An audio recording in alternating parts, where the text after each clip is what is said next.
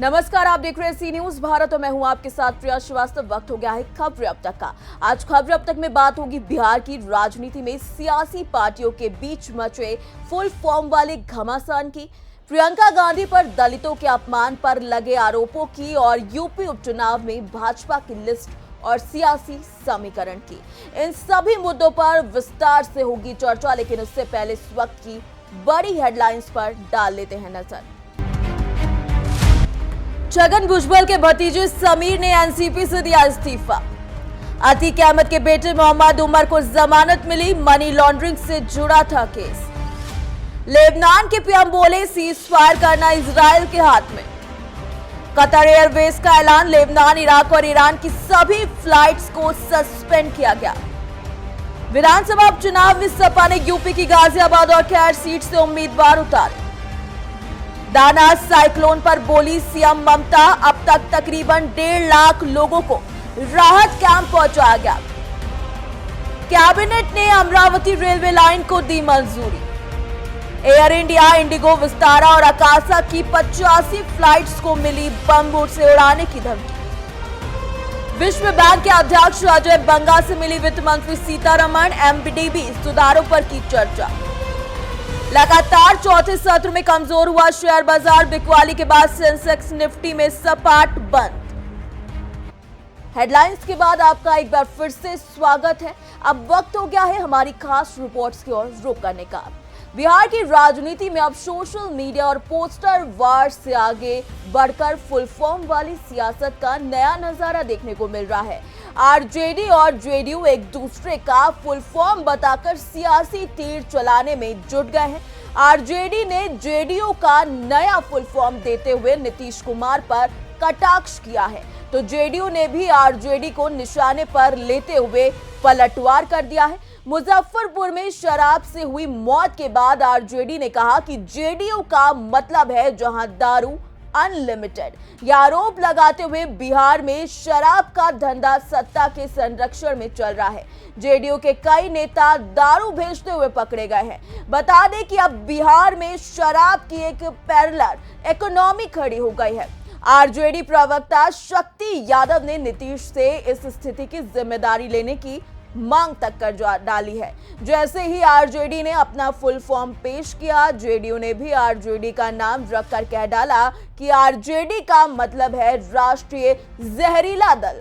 बता दें कि नीरज कुमार ने आरोप लगाया कि आरजेडी ने बिहार में जहर फैलाने का काम किया है। उनकी बातों में तंज भी था कि नामकरण से राजनीति में हमेशा फजीहत ही होती है। नीरज ने तेजस्वी यादव पर भी हमला करते हुए कहा कि बीजेपी ने जेडीयू को हाईजैक नहीं किया, बल्कि तेजस्वी का खुद का इतिहास हाईजैकिंग का रहा है। उपचुनाव में तेजस्वी को इसका जवाब देने का समय जरूर मिलेगा।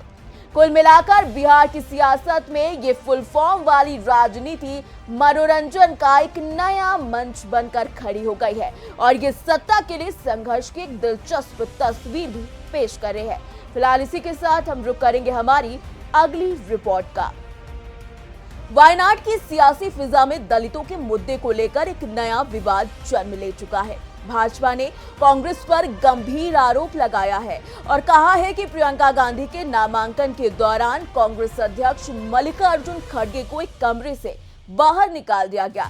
ये घटना न केवल कांग्रेस के भीतर की गुटबाजी को दर्शाती है, बल्कि दलितों के अधिकारों के प्रति उनकी सच्चाई पर भी सवाल उठाती है। दरअसल भाजपा ने अपने सोशल मीडिया हैंडल पर एक वीडियो जारी की है, जिसमें पार्टी अध्यक्ष मल्लिकार्जुन खड़गे कमरे के बाहर इंतजार करते हुए नजर आ रहे हैं। इस वीडियो के कैप्शन में भाजपा ने लिखा कि आज जिस तरीके से मल्लिकार्जुन खड़गे को प्रियंका वाड्रा के नामांकन के समय कमरे से बाहर रखा गया, ठीक उसी तरह राहुल गांधी आरक्षण हटाने के बाद दलित समाज के लोगों को सम्मान और अवसरों से वंचित रखेंगे। अगर गांधी परिवार खड़गे जी को ऐसे अपमानित कर सकता है, तो दलित समाज के प्रति इनके मन में कितनी घृणा होगी, ये समझा जा सकता है। हालांकि कांग्रेस ने भाजपा के आरोपों को खारिज करते हुए कहा कि केवल ध्यान भटकाने की ये कोशिश है। कांग्रेस प्रवक्ता ने कहा कि हम हमेशा दलितों के अधिकारों के लिए संघर्ष करते रहे हैं। भाजपा की ये साजिश हमारी सच्चाई को छिपा नहीं सकती। इस सियासी जंग में वायनाड के दलित संगठनों ने भी अपनी आवाज उठाई और आरोपों को निष्पक्ष जांच कराने की मांग की है। ये घटनाक्रम इस बात का प्रमाण है कि दलितों के अधिकारों पर राजनीति अब और तेज होती जा रही है। इस तरह वायनाड में दलितों के मुद्दे पर भाजपा और कांग्रेस के बीच खींचतान ने सियासी माहौल को गर्म कर दिया है। फिलहाल इसी के साथ हम रुख करेंगे हमारी अगली रिपोर्ट का। उत्तर प्रदेश के राजनीतिक गलियारों में गुरुवार को सत्तारूढ़ भाजपा ने उपचुनाव के लिए प्रत्याशियों की लिस्ट जारी कर दी है। कुल 10 सीटों में से 7 पर उम्मीदवारों का ऐलान हो चुका है, जबकि मीरापुर और सीसामऊ पर अभी प्रत्याशी घोषित नहीं हुए हैं। भाजपा ने ग्राउंड फीडबैक के साथ साथ राष्ट्रीय स्वयंसेवक संघ यानी कि आरएसएस की सलाह भी ली है। भाजपा ने इस बार सामाजिक समीकरण साधने का प्रयास करते हुए विभिन्न वर्गों को ध्यान में रखा है। मुरादाबाद की कुंडरकी सीट से रामवीर सिंह जो कि क्षत्रिय हैं, गाजियाबाद से संजीव शर्मा जो ब्राह्मण हैं और अलीगढ़ की खैर से दलित उम्मीदवार सुरेंद्र दिलेर को मैदान में उतारा है। इसके अलावा मैनपुरी की करहर से अनुजेश यादव, प्रयागराज की फूलपुर से दीपक पटेल, अकबरपुर की कटेरी से धर्मराज निषाद और मिर्जापुर की मंजुआ से सुचिस्मता मौर्य को भी टिकट दिया गया है। भाजपा ने पुराने कार्यकर्ताओं को प्राथमिकता दी है, जिससे उन्हें वफादारी का इनाम मिला है। गाजियाबाद के संजीव शर्मा और अलीगढ़ के सुरेंद्र दिलेर इसके अच्छे उदाहरण माने जा सकते हैं। वहीं मैनपुरी की करहल सीट से अनुजेश यादव का नाम भी इस बात का ही प्रमाण है कि भाजपा मुलायम परिवार के घर में दाव खेलने को तैयार है। आरएसएस की सक्रियता और भाजपा के अंदर चल रही गहन चर्चाओं के बीच स्पष्ट है कि पार्टी सपा की पीडीए राजनीति का मुकाबला करने के लिए तैयार है। अब ये देखना दिलचस्प होगा कि भाजपा का ये सियासी दाव उपचुनाव में कितना रंग लाता है। फिलहाल ये तो थी खबरें अब तक की खास रिपोर्ट, लेकिन जाते जाते एक बात आपसे जरूर करेंगे।